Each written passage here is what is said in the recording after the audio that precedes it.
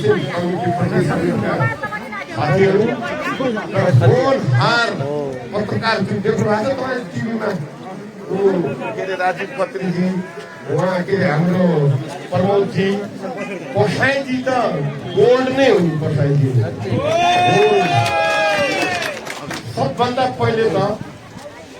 यस मञ्चमा आसिन मेरो छिमेकी घरदेखि नै मित्र कर्णेल शिवराज पन्तज्यू सँगै गाँसिँदाखेरि बहुत खुसी लागेको छ। त्यसपछि सुरुदेखि यसमा लाग्ने भोजराज भाइ नेताको हिसाबमा मभन्दा धेरै माथि लेभलको 42 जिल्लाका लागि म लड्दाखेरि दाइ लड्नुहुन्छ भने म सन्तुष्ट हुन्छ र म प्रदेशमा छानापात पुग्न जान्छु भने र मलाई चाहिँ उत्साह गर्ने विशेष पात्र भोजराजीलाई पनि धन्यवाद दिन चाहन्छु। र मेरो टिम पहिल्यै पानीको धाराको टिम भीमनाथजी लगायत सपोर्ट टिम पानीको धारामा उहिले गइसके पानीको धारा छोडेर यो घन्टीमा जानु भनेर लाउने मान्छे म हो र उहाँको विशेष श्रमका साथ म भित्र पसेको र अब काम चाहिँ सुरु गरौँ। म यो धरतीको धरतीपुत्र स्वर्गीय नथुर सिंह भण्डारीको खुन तत्काल भइरहेको आन्दोलन पछिको मेरो घरको परिवारको मन्त्री राजीव सिंह भण्डारीको भाइ तपाईँ एमाले कङ्ग्रेस जोड्ने भन्ने सुनेको छु। एक्लै धारो हुँदा त म काफी थिएँ। अब यत्रो घन्टी परिवारले यस्तो सोच राम्ररी सोच। कुनै व्यक्तिले लागेको छ हरिमोहन भण्डारी जिन्दाबाद गाउँघर जिन्दाबाद सुनेको छ कहिले सुनेको छ जिन्दाबाद भनेर सुनेको छ। त्यो भावना मलाई थाहा छ। तपाईको घर घरमा चुलो बन्नुपर्छ, गरिबी हट्नुपर्छ, बेरोजगारी हट्नुपर्छ भन्ने म छु। यो कहिले यसमा सहमत तपाईँका यी नेताहरू पूर्वजहरूले गरेको कहिले सहयोग देख्नु भएको छैन। चुनावका बेला पैसा ल्याएर यिनीहरू आउँदैछ, त्यो खाइदिनुहोस्, खुन छैन। तर चुनावका बेला गाउँ गाउँमा जाँदाखेरि शिष्टताका साथ के भन्नु के का लागि आएको भाइ हो तिमीहरू। किनभने बाउजू म कुकुर हो मान्छे ऊ जस्तै हो मान्छे। अब उसका जनताले के भन्ने होला। अब केपी ओली त केपी ओली महाराज हेलिकप्टरबाट उसले हेलिकप्टर गइदियो। आज अब अरूलाई टेर्दैन केपी ओलीका के कुरा गर्नु भनेपछि यस्ता व्यक्तिका छाउराहरू सन्तानहरूका अझको ममा इच्छा शक्ति छ। 12 वर्ष दामोदर भाइ भाग्यमानी मान्छे हो, यही गाउँको मेरै भाइ हो। तर पनि एकचोटि पनि त्यो मान्छेले मलाई फोन गरेको छ। मैले व्यक्तिगत आज तपाईँहरूले शून्यमा जानुपर्छ। शून्य पाटनमा मलाई लाग्छ 10 भोट पाउनु गाह्रो होला। मलाई थाहा छ यो स्थिति छ, यिनीहरूले भोग्नुपर्छ। म छु तपाईँहरूको साथमा। तपाईँहरू प्रत्येक परिवारलाई चिन्नु म वैतरीको बाघ हो। राजनीतिक धर्म कसरी निभाउनु पर्छ, यहाँको कला संस्कार संस्कृति ल्याउने मान्छे म काठमाडौँ। आज संसारमा गएको छ यो कला संस्कृति। मान्छेलाई दुःख पर्दा फोन उठ्ने 2-3 हजारले भोट दिने अनि तपाईँहरू बिक्री भइदिने हरिमोहन कहाँ होला जाने तपाईँको छ। जो बिक्री हुने काम बन्द गरिदिएर भाइ मर्नु दिन त मैले भनेकै छु।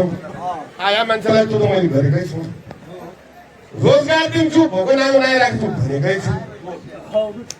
रवि जस्ताको साथमा म जाँदैछु। म त्यहाँ बालेन हुँदाखेरि मसित अहिले पनि के गर्छु, म बैतरीको बालेन्द्र हो भनेको छु। आज बालेन्द्र पनि त्यहाँ छ। आज कुलमान घिसिङ जस्तो नेतृत्व पनि त्यहाँ छ। राजेन्द्र सिंह भण्डारी जस्तो नैतिकवान बौद्धिक व्यक्तित्व पनि अहिलेको सरकारमा छ। 3 महिनाभित्र राजनीति भण्डार भने काया पलट गरिदिन्छ त्यो मन्त्रालय के हुन्छ मलाई थाहा छ हामी लक्ष्मण सिंह भण्डारीका हुनुहुँदै यो देशको प्रधानमन्त्री बनाएको हो तपाईँहरूलाई थाहा छ देशको प्रधानमन्त्री र मेरो आज निकै इमोसनल छ एकजना काममा सट्टायो भने कि बुढी दुई जितिए भने मैले आज अटो काट्दै बाचा गरेको कुनैमा यो भावना कहाँ यो भावनाको कदर गर्नका लागि सजग हुनुपर्छ आज जिल्लाभरि उत्साह छ म हुन त केही पनि होइन यो भरिमन महिना कस्तो थियो हेर्नु पनि पर्थ्यो भन्ने खालको यो माया कहिले पाउँछु भने अब अरू कोही पनि नेता सुन्छ दर्शन गर्छन् जित्ने बेला यही जित्दैन म दर्शन म ठुलो छ त यो हो कसो हो मेरी चानीकी लागि गच्छो कसो लास्टमा अस्ति दिन जित्दै थियो न लास्टमा नेपाली काङ्ग्रेस आएछ भन्ने मलाई कारमा यस्तैसम्म गरेर एमाले त पुरै गर्दैन कुरा सक्यो तर नेपाली कम्युनिस्ट पार्टीका साथीहरूले ले चाहिँ मलाई जो टिकट लिएर है आज लड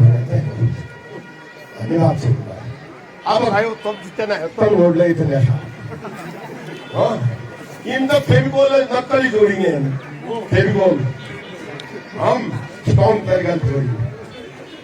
यो उसमा मैले प्रत्येक पालिका विजय गराउनु चाहिँ म यो तपाईँलाई थाहै छैन त अब म बिना कति जित्यो होला काङ्ग्रेस हो भन त सबलाई कल्पना गरौँ त जित्दैन हामी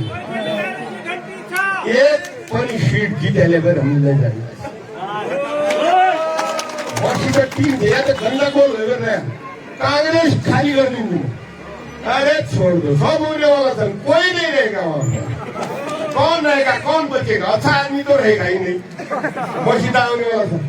तपाईहरुलाई बाचा गर्छु चुनाव अगाडि मैले कम्तीमा 3000 मान्छे अहिले हो या 7-8 त थप गरिदिनु आउने सदस्यता ल भने हात गरेर जम्मै घन्टीलाई दिने हो कि नै भने हात गरेर यो हेर जनता यो इमोसनलाई चुनावसम्म कायम राख्नु यो देश बनाउने अब युवाले जेनजीहरूको आन्दोलनले यी अपराधीहरूलाई सामान्य आन्दोलन पुग्यो यी पापी थिए यी पापी त्यही भएर यो परिवर्तन आयो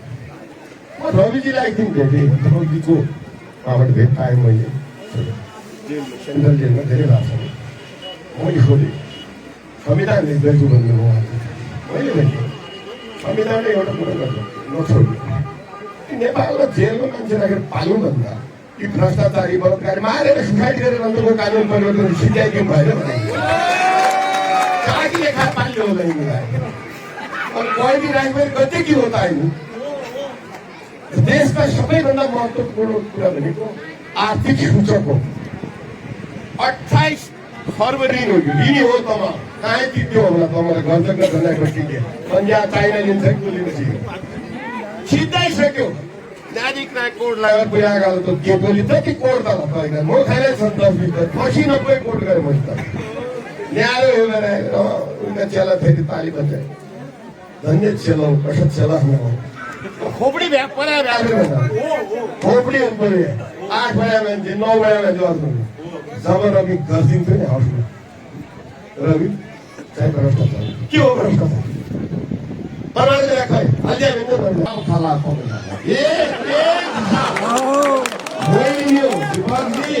अगर मैं सत्ता में जाऊंगा ना इनको लाके अंदर डालूंगा और उसके बाद में छानी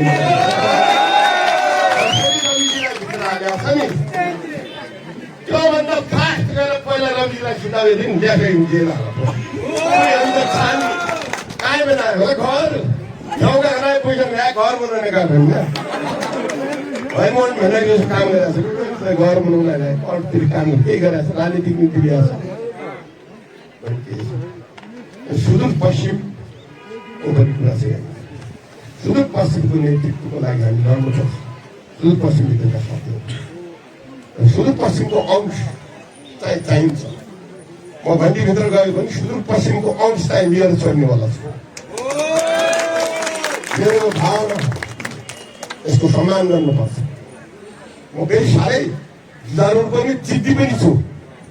चित्त नहुँदा रम्य लड्ने दिन मैले पनि हालिदिनु पर्यो तसा खानु वैतरीको जनताको लेखा अरू मलाई केही पनि छैन है म लड्छु है फेरि भोग्न हो XYZ मलाई थाहा छैन धेरै चाहनाहरू मेरो चाहना के त मलाई अरू पद चाहिँदैन रघुजीलाई पनि केन्द्रमा त्यो सदस्य हुने उहाँ जाने केही चाहिँदैन महिला एक मानिदियो लड्डो जित्दो मन्त्री दियो तय मन्त्रालयमै कसरी चलाउनु त्यसपछि थाहा हुन्छ को रहेछ मन्त्रालय कसरी चलाउनु पर्छ मेरो भिजन के छ मेरो प्लान के छ त्यसपछि थाहा हुन्छ अब त त्यो बताए लगेर हतार कति घन्टामा कति वर्षमा मैले यो घन्टाले पाएँ कि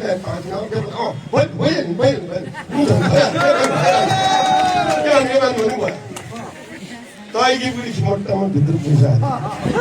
अब त आज तयार नाच्न पैसा सकेर आज त चम्की पनि न्यारी भइरहेछ चम्की